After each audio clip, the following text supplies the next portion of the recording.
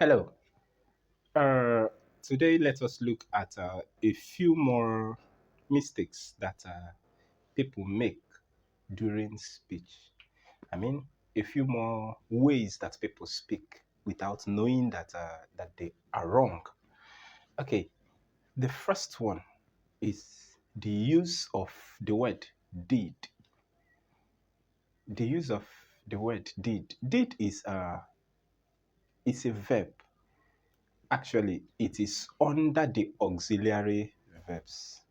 And like you already know, you make use of did when the expression that you're making is such that it's in the past tense form. Am I right?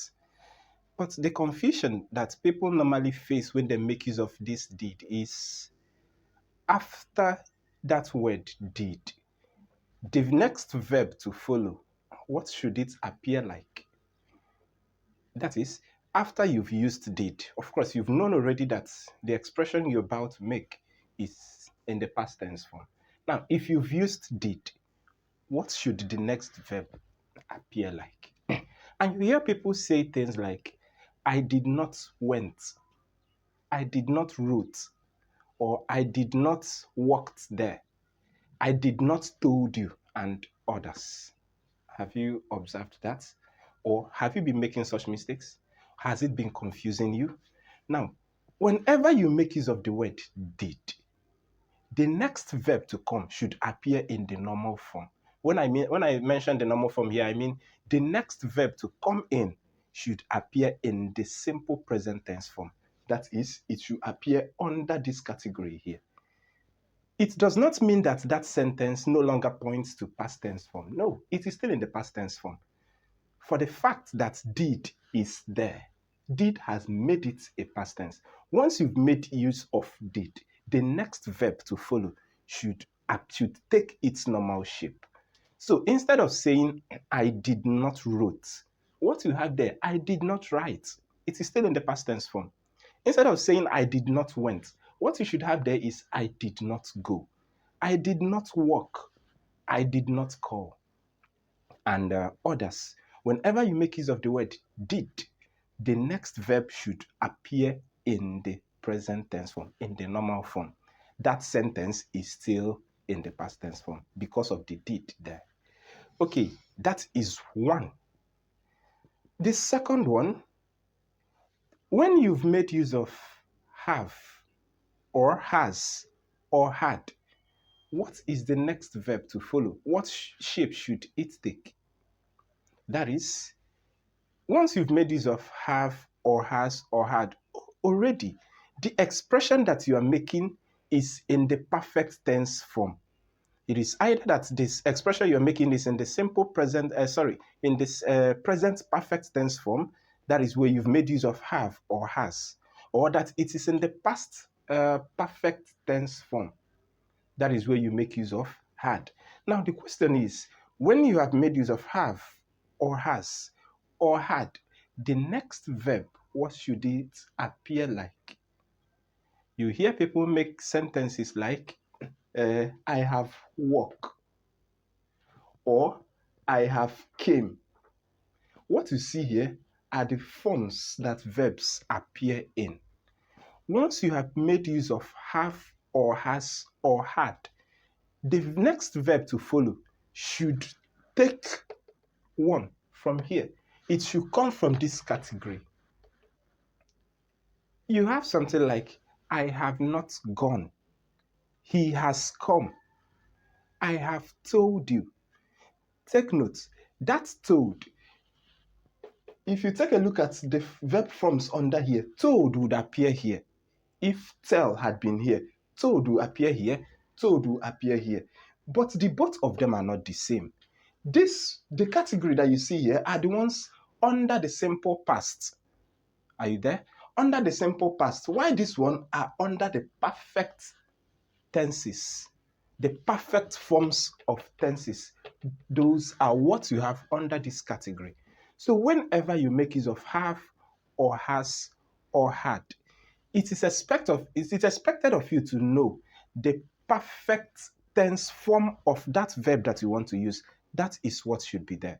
If the verb that you want to use, for instance, is come, and you've made use of have, I have, you cannot say I have came. No. The perfect tense form of the word come is come. Therefore, what you are going to have there is I have come or I have not come. He had not come here as at the time that you arrived. Sorry, he had not come here as at the time that you arrived. Now, when you make use of have or has or had, the form of come that you use is still come here. Try to know verbs, their forms here and their forms here. There are some verbs that take the same shape under the simple past and under the perfect tense form. There are verbs that way. For instance, walked and walked. The both of them take the same shape, but they are not the same. Know when you are to use this and when you are to use this. It is important. Okay.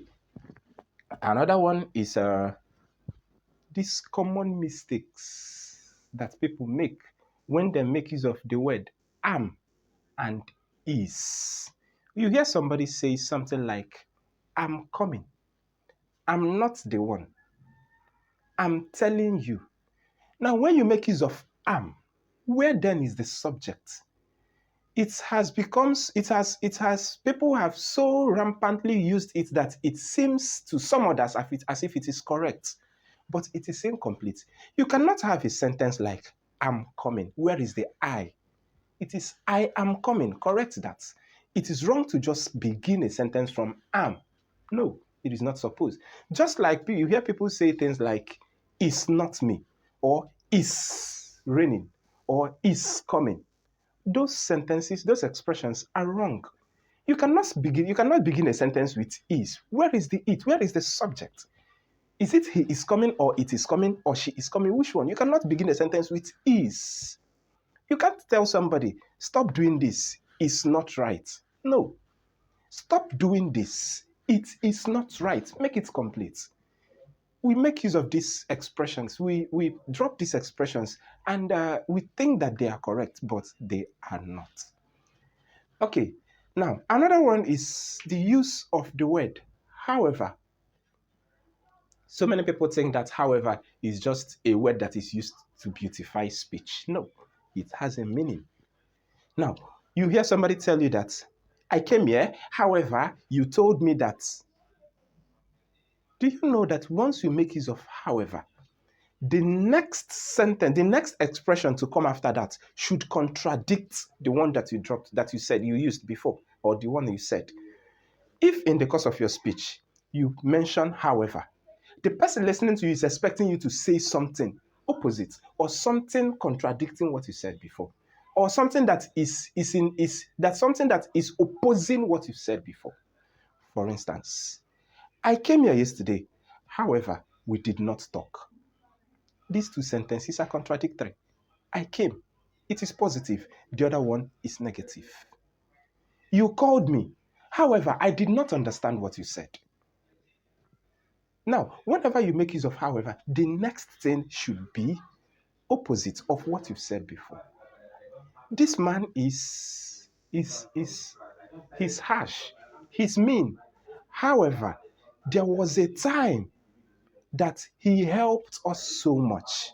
Now, the impression that you gave in the first part of your speech is different from the one you are giving in the second part of it. That is where you make use of however. However means that what you want to say is contradicting what you said before. So when next you make use of however, you know what you are about to say. It's opposing what you said before. Let us stop it here for now.